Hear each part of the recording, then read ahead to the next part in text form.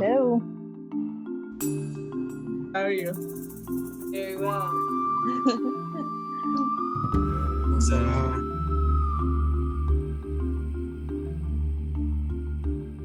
And hello, everybody. It's really great that you've joined us to talk about building community online. We're going to be talking about creating community in the virtual setting. And as you may know, it has been less than a year that Concordia Language Villages, a program of over 60 years, has been running virtual programs. In March of 2020, due to the pandemic, we decided we had to cease all of our in-person language villages and go online. And at that time, with over 800 staff who are quite talented and experienced in teaching through the CLV way, we had maybe a handful who had experience in the virtual format. And to begin this daunting task of creating language villages online, we started with our mission. So I'd like for us to revisit this. Even if you have seen it before, it is the place to start when you're planning a language village. Our mission is to inspire courageous global citizens. We believe a courageous global citizen lives responsibly by appreciating and seeking to understand diverse cultural perspectives, communicating with competence and cultural sensitivity in multiple languages, respecting human dignity and cultivating compassion, engaging critically and creatively with issues that transcend boundaries, and advancing a more just, peaceful, and sustainable world for all. So these are powerful goals, and they drive everything we do in the language villages.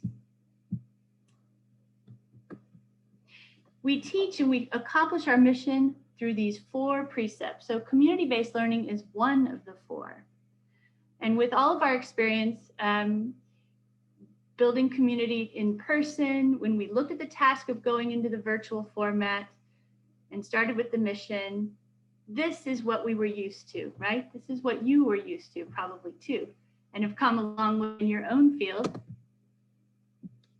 Here we have staff to staff, adult programs, DLTC, and youth. And now here are some shots of our virtual programs now and what community looks like online now.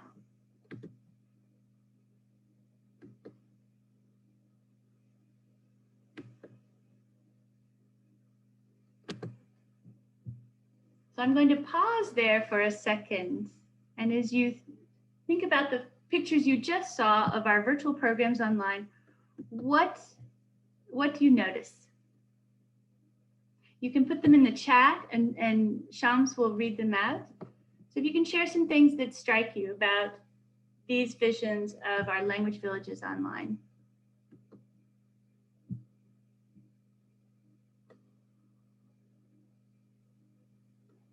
What do you see?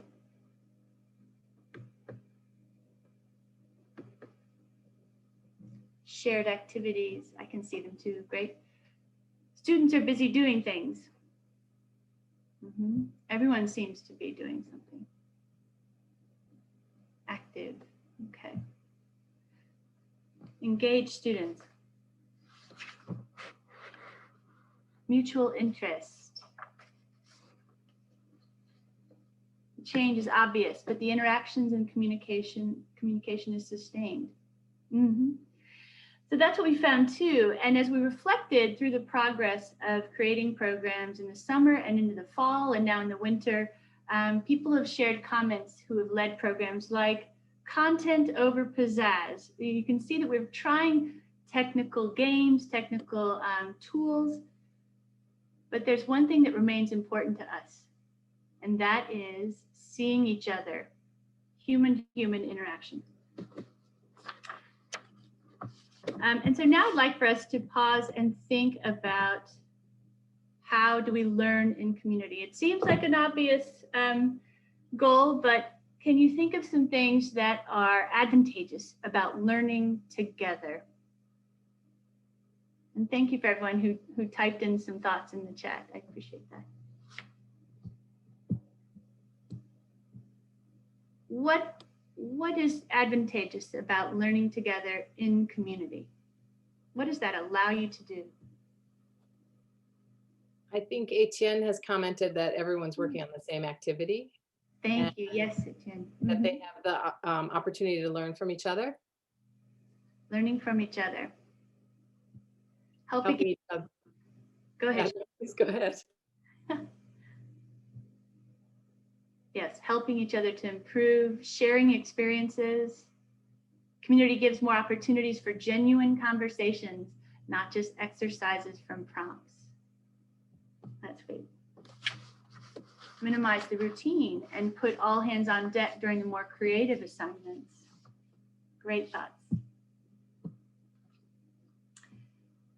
From checking in with all of our program leaders and deans and some of our staff, I compiled all of their tips and strategies, and that's what you're going to hear tonight. I'm going to go through quite a few things that everyone has been sharing with me, including a couple of your colleagues who are here tonight for the webinar, have given me some great ideas. And we're going to pause a couple times to simply share thoughts like this. And in the end, I would love to hear your questions and concerns about building community in programs. Building community, one of my colleagues says, is completely dependent on the environment that you set up at the very beginning. And so that's where we're going to start. I want you to think about joining a group, joining a graduate class for the first time, joining an adult club, joining a sports team. How do you feel about it that first day before you've arrived? Are you anxious? You're excited? Maybe you think this isn't the program for you.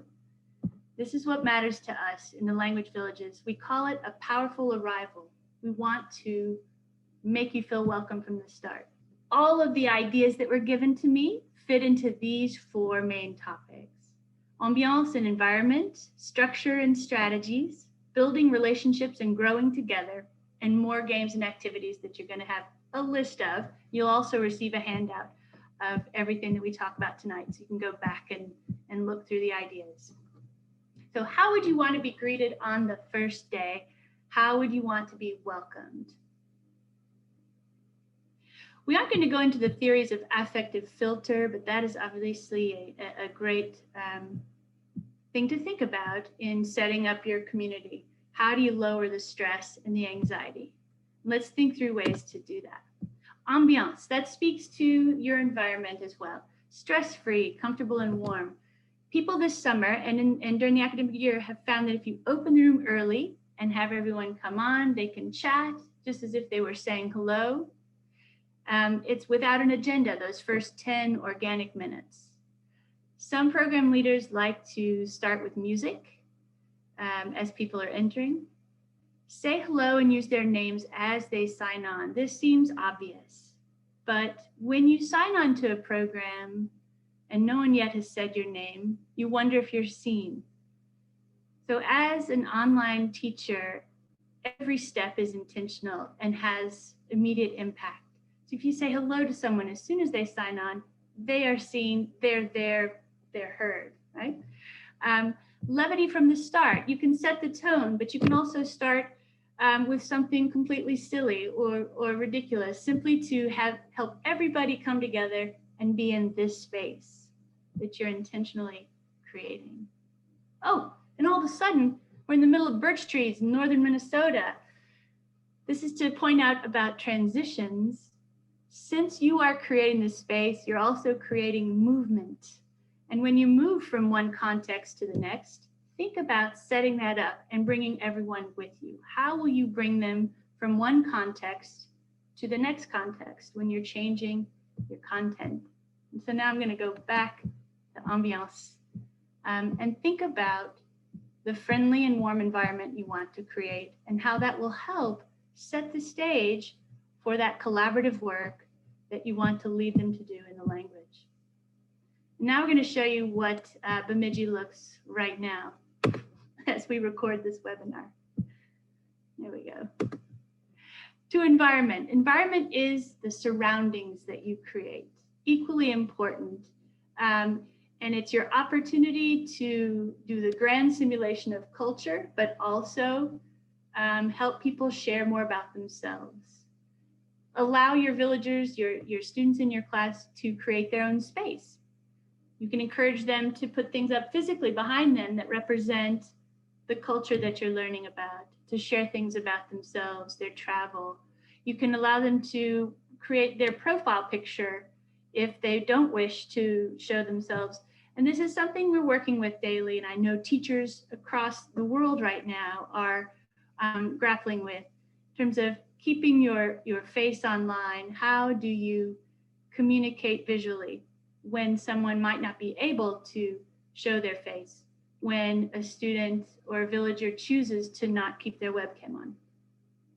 So that's something we'll talk about in a second more deeply. But you can allow people to choose their virtual backgrounds, filters, real life props, and the screen. One dean said that she often entered the screen from different angles and encouraged villagers to do the same, change the view from the screen, and play around with it. You can think through that too. This shows the start of the day at the Swedish village this summer. That was their welcome site, plus as people were coming on. You can tell what the theme of the day is. Pippi Longstocking character in a book. Moving on to structure.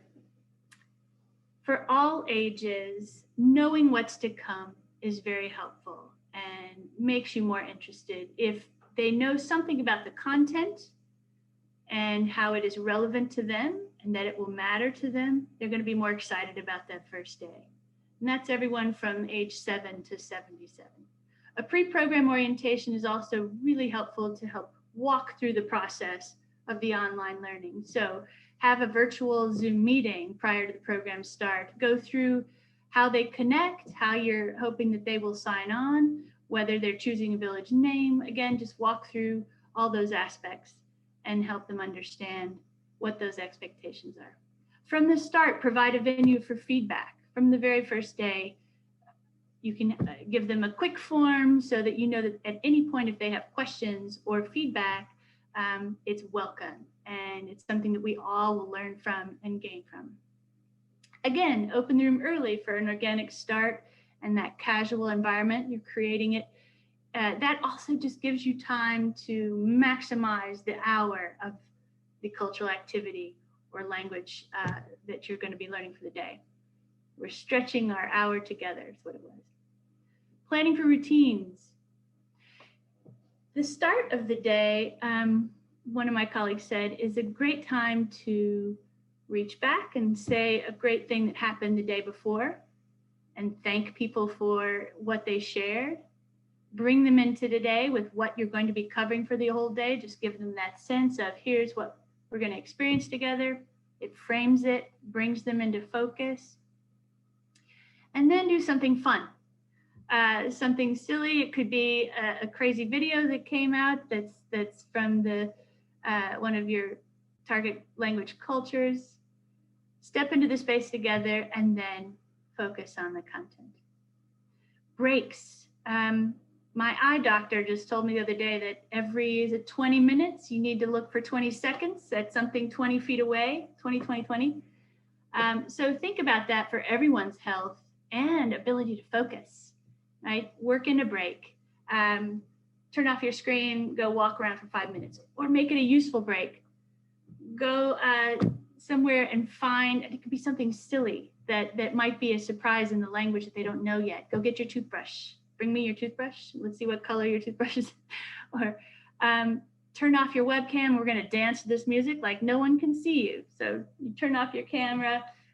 Maybe you could model it and dance around and be goofy, because no matter who you are, showing that you're willing to be silly and take risks is going to help everybody in your class.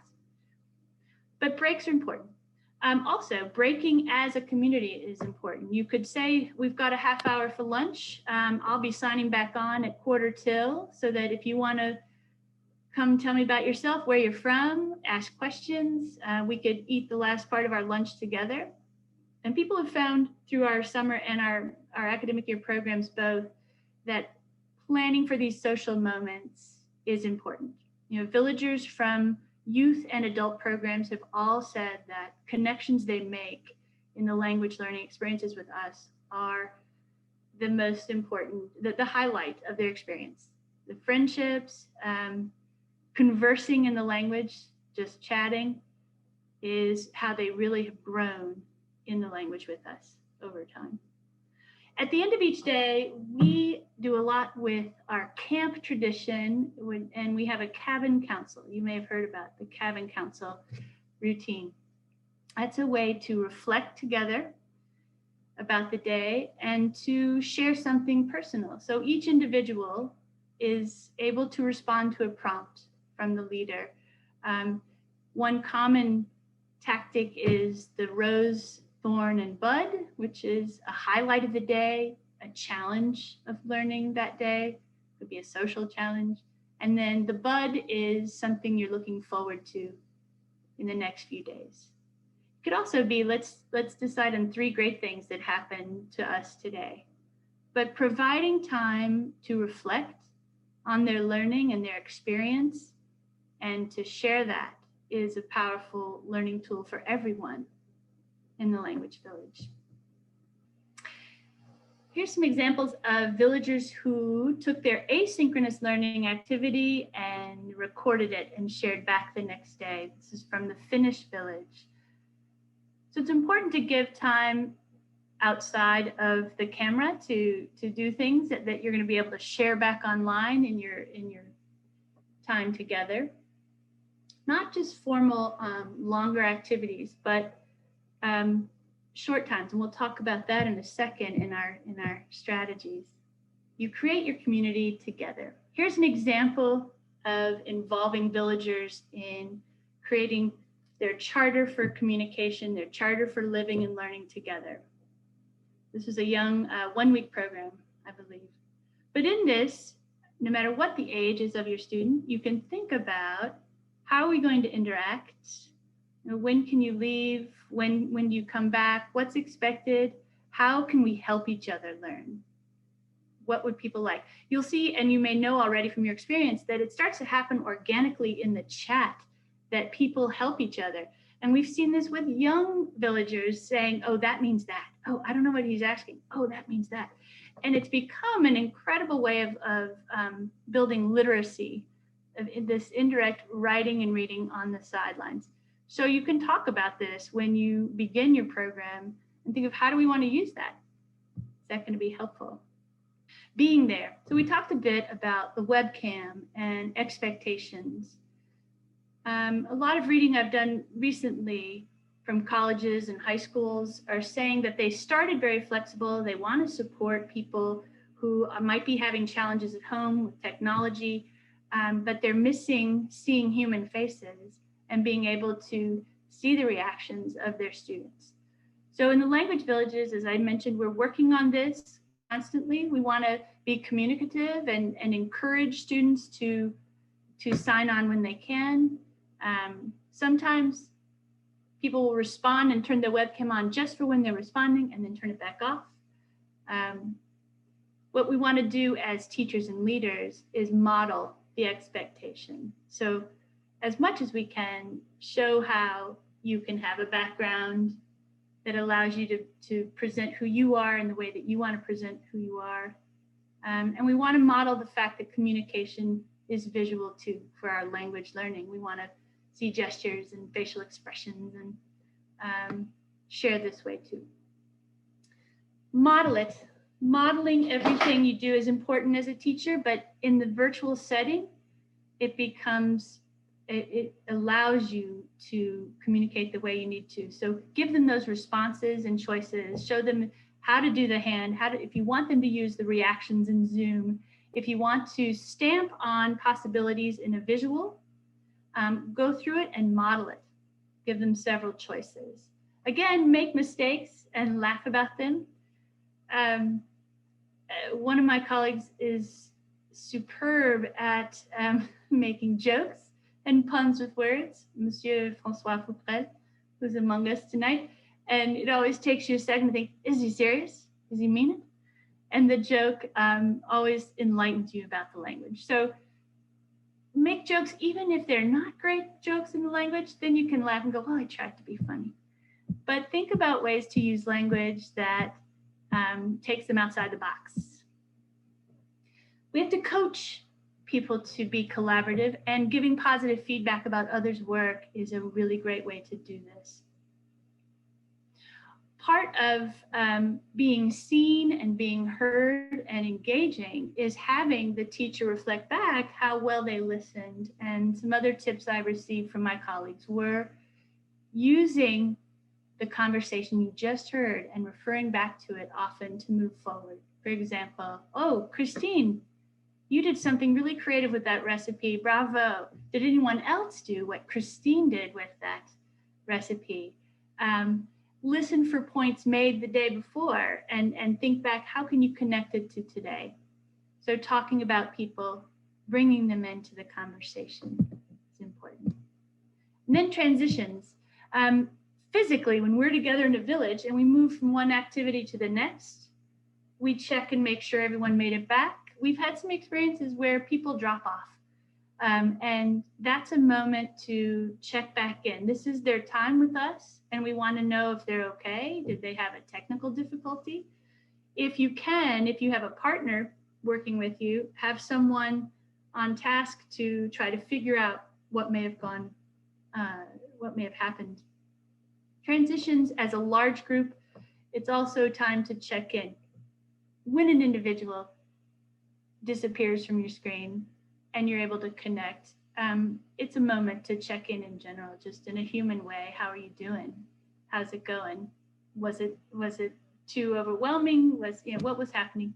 And then as a whole group, when you come back from a break, when you come into a new activity, that transition is also time to refocus. You can do that with a mindfulness exercise, thinking about what we're about to do. When you think of the swirl of the environment that they are in physically and that we don't know about, we need to allow them a moment to refocus. And we can't know what everyone is experiencing physically in their real world, so we have to allow them that time to come back to the screen and join the context of what we're doing now. As I mentioned, in general, all of our participants need to be heard, be seen, feel needed, and have opportunities to lead and to follow. And all of this in the language. So as we're thinking about helping them become a community, we want to allow them the possibilities to do all of those things. Oh, I'll go back to this. By the way, this was a French group making Bissap from Senegal, with Benoit, perhaps, and others from our staff. Building relationships. We're going to get to the part where you can ask questions and share your thoughts on this. So I'll go quickly through these ideas. We start simply by choosing the village name. You can do that before your session starts, or it might be part of the first day. Villages do this in different ways. As you're sharing personal stories, it's hard to be put on the spot right away. So starting simply with show and tell, find an object from your last trip that you took. Find something and show us that says something about who you are or what you like to do. I got the Questionnaire de Proust from a colleague in French, which is fun. This was the actual document from Marcel Proust, the author of the early 1900s. His questions in the questionnaire go further than what's my favorite color, what do I like to do? And you can look it up, you can adapt it. There's some fun questions in there. Another fun questionnaire to take it a step further is the Portrait Chinois, which is about metaphors. So if you were a song, what song would you be? If you were an animal, what animal would you be? Sometimes with adult learners, I've asked, as a language learner, what kind of candy bar are you and why? A fun thing to do at the Questionnaire de Proust is to then divide up into small groups, 2 or 3, and share some of your answers. You come back to the large group, ask what were those unique things or surprising answers that you heard, not told, but heard.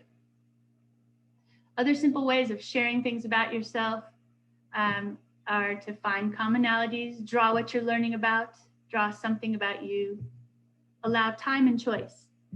Virtually, we have to remember to take that quiet time to allow them to write or draw And it takes those minutes of our session together, but it allows them to prepare their response.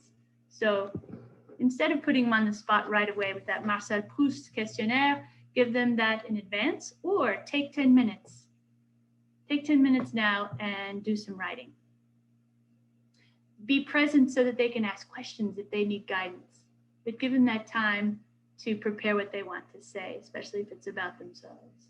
And they come back and they share it. Here's an example. Here's a German group choosing a village name. Here's a Jamboard of a small group activity that we're finding commonalities. Here are the directions.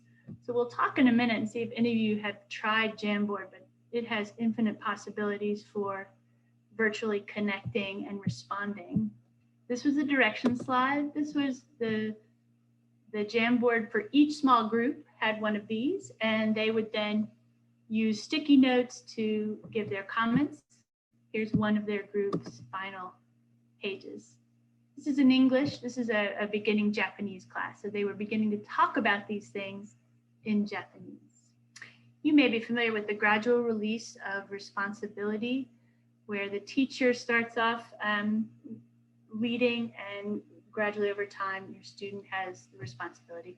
It's a great paradigm for building community as well, and thinking intentionally about the tools you're giving your students to be more and more collaborative and lead each other and then lead the larger group. We talked about some ways to work together slowly but surely.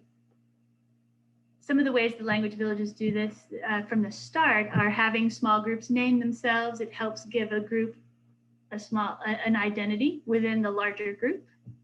Sometimes that can happen in a really funny way. The Swedish had a group called the Hippopotamuses, and every day they had a funny video or activity having to do with hippopotamuses, which didn't have anything to do with the Swedish content of the day, but was fun. And slowly but surely, this group became pretty tight because they shared this funny identity. A Who Are We photo album or slideshow is a great way to have students contribute right from the start, something that they want to share through Google Slides. I'll show you an example. These were the directions, and you'll see who put this together. There she is, Shams. I love this example.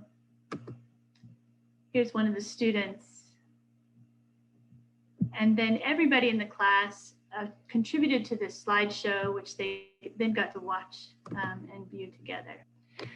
So as you grow together and you hear each other, you acknowledge each other, you learn to elevate each other as individuals and as a group, and you comment on how your group is working together, you begin to do more complex things.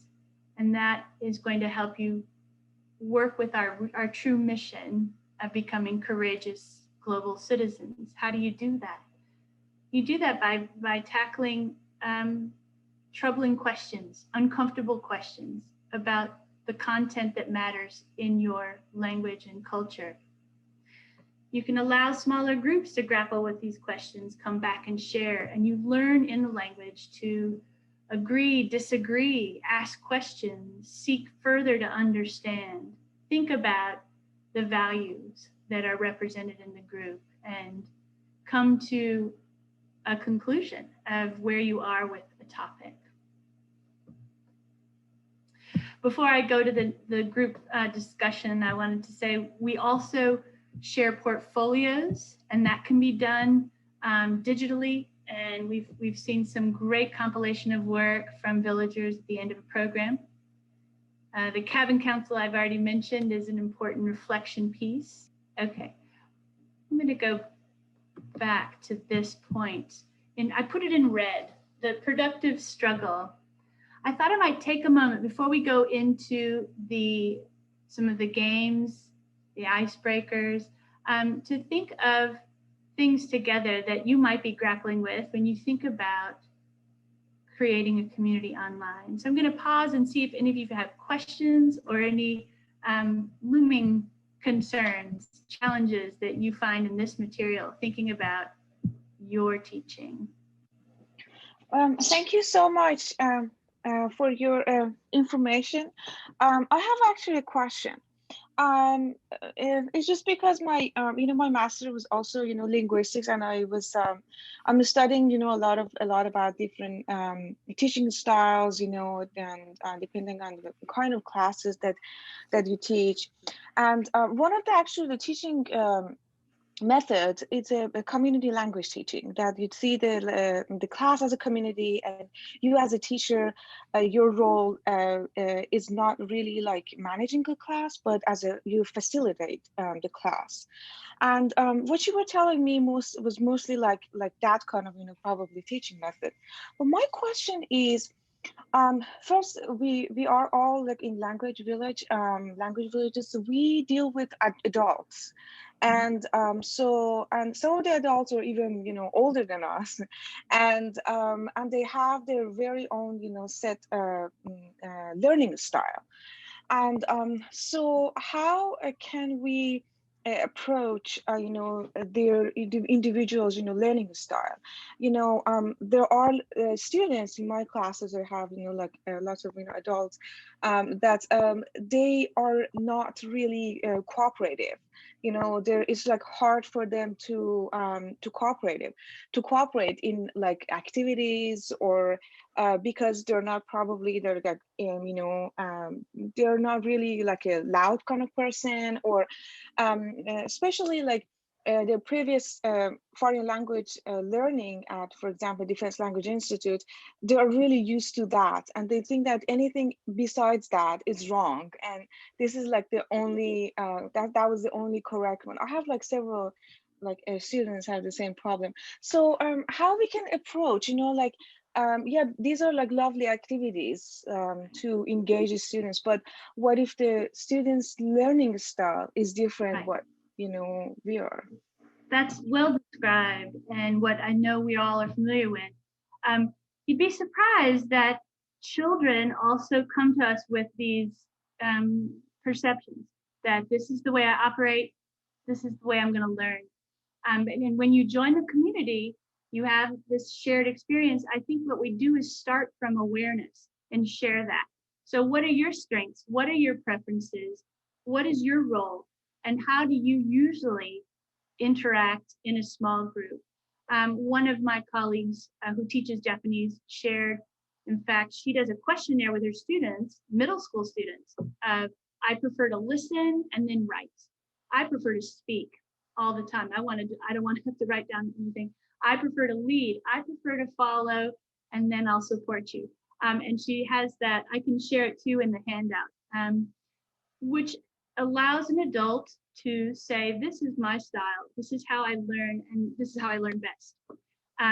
But part of being a community is understanding your responsibility for interacting. You're part of this group. The group is learning together. So how can you help each other, right? Your strength may be listening and writing and not playing a game.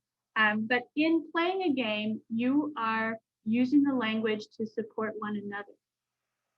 Does anyone else have in this group have a response to that question too? I think it's important. It's what you're challenged with. The different learning styles and learning to step into this group and learn together. Did that answer the question a bit, do you think? Yes, yeah. So you suggested to ask the students what is their style, and how they can help us to help them, pretty much, because it's Okay. like a mutual, right? So, and that's one of my favorite teaching methods, because when you see the class as a community, you are as a teacher part of the community too. Like, Yes. so you need to make sure that students are learning from you and you're learning from your students. So you have to help each other, because you are both part of a community. That is right. And in a community of learners, we are learning from everyone. Teachers learn from each other. We learn from the students. Students learn from each other. So that is the point of it. That is really great. Okay. Any other questions, burning questions? And then we'll go to the activities. And then we'll come back to more questions. So you'll have a second opportunity here before we end. But other questions? Okay. I'm going to go back to this slide and just show you some of the ideas that favorite games. Right? Okay, this is a list of games that are light starters, but they're things you do together. You do them in the language. This could be to start the day. It could be after a break. Some of them you're very familiar with.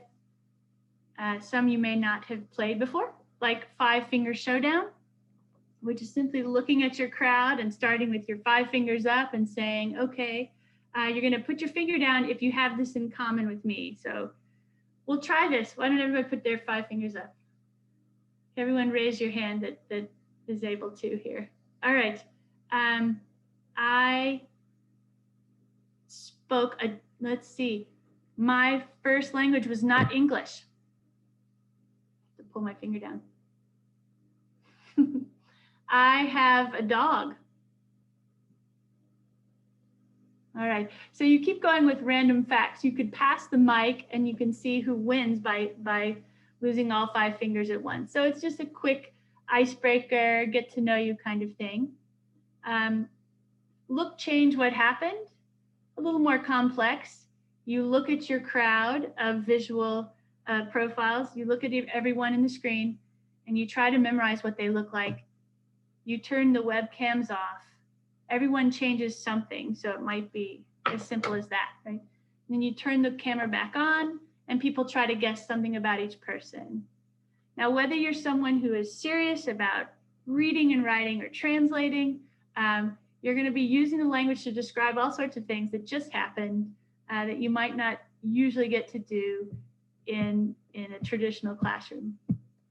So here's a few more that get a bit more complex. You saw the Jamboard Google technology, which is great for setting up activities of sharing. And those can be really light, stamp things that you agree with, put your name on something, share an opinion, or it could be much more deep. Let's see, scavenger hunts can also go deeper into a topic, or it could be a silly thing. Drawing a personal story and sharing it, guess a hidden item. Lots of games you can play virtually that you may not be able to do in person. You can use technology. So here are the activities that take it deeper as a community.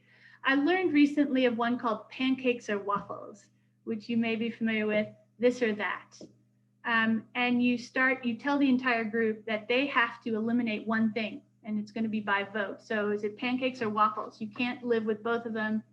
You have to determine which one goes away. People will be like, oh my gosh, I love pancakes. Yeah, I prefer waffles. So the winner stays if it's waffles, and then you have to put waffles up against something else.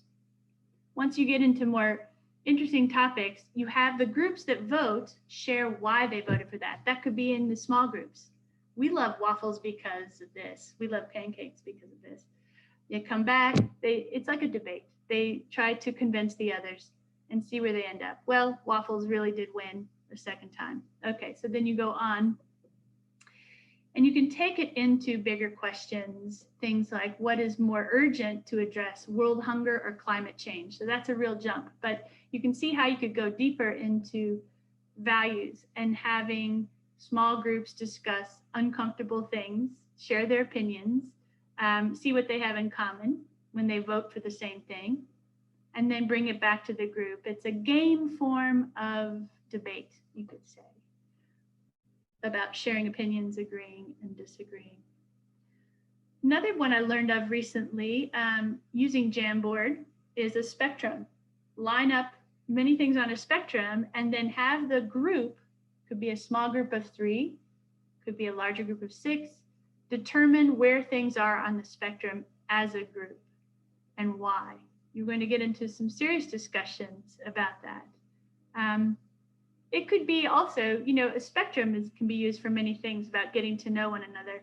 I'm an introvert, I'm an extrovert. Where are you on the spectrum of in that range and why? But then in this situation, the example from a book that I found was democratic to undemocratic, taking values, and I'll show you that example. It's a Jamboard activity. So each small group would have this Jamboard and the words are movable, and you would try to put equality on that spectrum. Does equality value, is it most democratic or least democratic? Where do these big ideas land? And then the group comes back and shares how they made that decision and what points came up in the discussion. So you can think of some loftier topics that people would struggle with together. Now, in the end of the 9 months, when I've talked to my colleagues, these are things that came up, and I put them into a word cloud here to show that we really have come a long way, and that virtually we can create community and end up with all sorts of positive results, not only in language immersion, but growing together and learning together online. I want to thank everybody who gave me their ideas, and this is all of my colleagues. This banana was one of the games on the list. You draw a map of something. It might be, how do you get to school? How do you get to work from home? Where did you go today? Give people time to draw on a banana, explain your map, and then have a snack together. I thought that was a pretty creative idea. And creativity is one of the goals of teaching here in the Language Villages. It's fun to think outside the box. So now I would love to open it up to more questions and challenges that you have, and I'll stop sharing, but thank you for listening to all those ideas from my colleagues. Thank you so much. It was wonderful. I took a lot of notes. So I have a question about the Zoom fatigue and screen fatigue. So what do you suggest for that? That's one of the major challenges that we have with our students, especially staying on the screen for like 4 or 5 hours a day. So yeah. Right.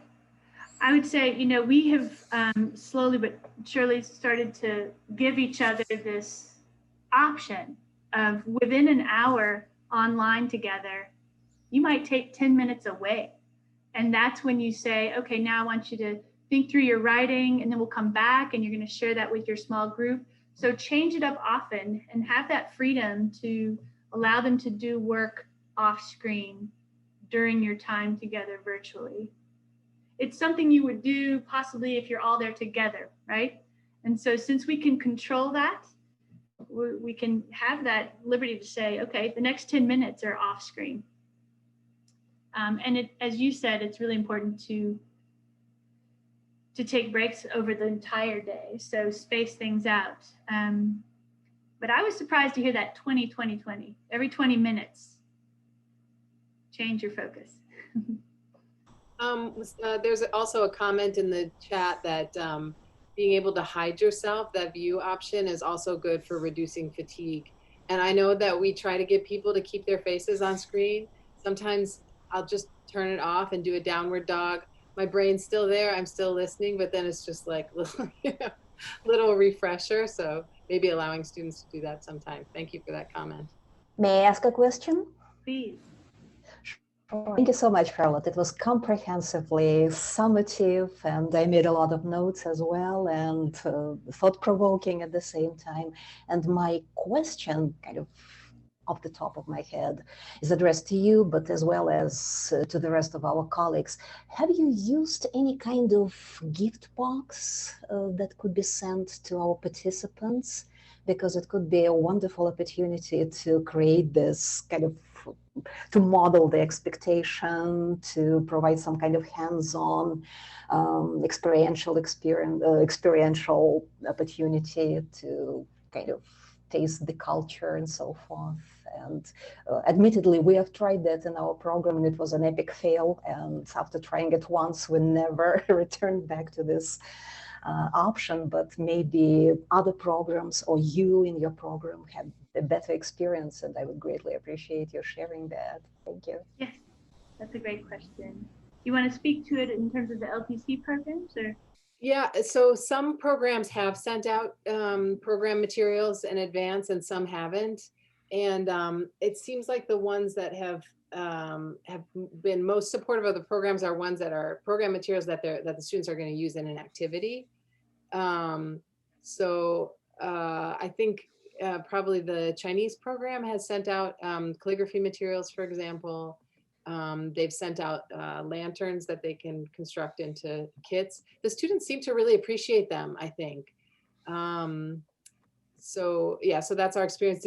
What kind of things did they send out for the youth programs?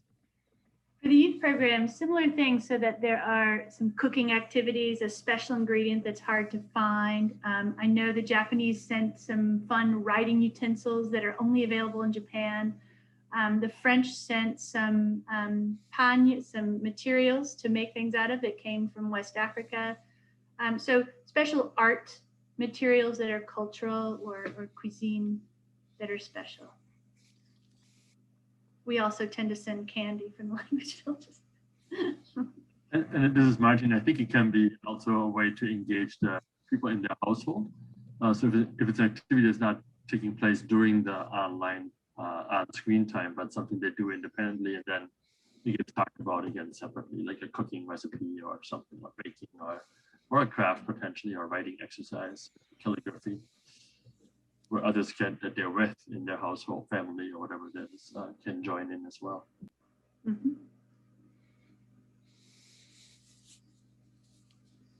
Now, I'd love earlier about being a facilitator. In my own notes that I didn't speak all the way through, I had that often. I think we facilitate these skills of working together and trying things, trying new things. And I see myself as in that role in the language villages. Let's see some other questions about challenges. Oh, I'd like to read out another comment. Some items that were sent to participants, small whiteboards, so that's especially important if they're doing handwriting practice notebooks, and samples of Japanese tea were sent out during the youth programs. Well, I think it sounds pretty similar to what we have done, and maybe we have to revisit the idea with a different group of students. Maybe they will be more cooperative. Thank you. Mm-hmm. Thank you. It was worth trying something 2 or 3 times and then deciding with each group of students will react differently, right? Different dynamics within the group, those kind of things. Another comment is about the hide self. I guess that it's actually hiding the window of your own self, so you don't have to see yourself. I don't know if someone can, I don't actually know what that is. I don't know if someone else can clarify what that is and how it reduces screen fatigue. Basically, you are still showing, like if I'm on camera now, you see me, but I also see myself. And so people get like anxiety, like looking at themselves and thinking about how they look and trying to look nice all day and whatever. So for a lot of people who have more anxiety, if you go on your own face, there's like the blue button where you can click mute, and then there's a 3 dots. And one of the choices is hide self view. Like I'm going to do it right now. So you still see me, but now I don't see myself. So you have to remember that you're still on camera so you don't have any unfortunate problems, but you just talk to the people like they're people in the room, and you forget about yourself, and that reduces your cognitive load by a lot. So you're not all the time judging yourself and thinking about how you look all the time, as if you're in a real conversation. So I read some research that it reduces the fatigue somewhat. I don't know how to get it back though. Now, that makes a lot of sense. And they're able to focus on other things. Yeah. Great idea.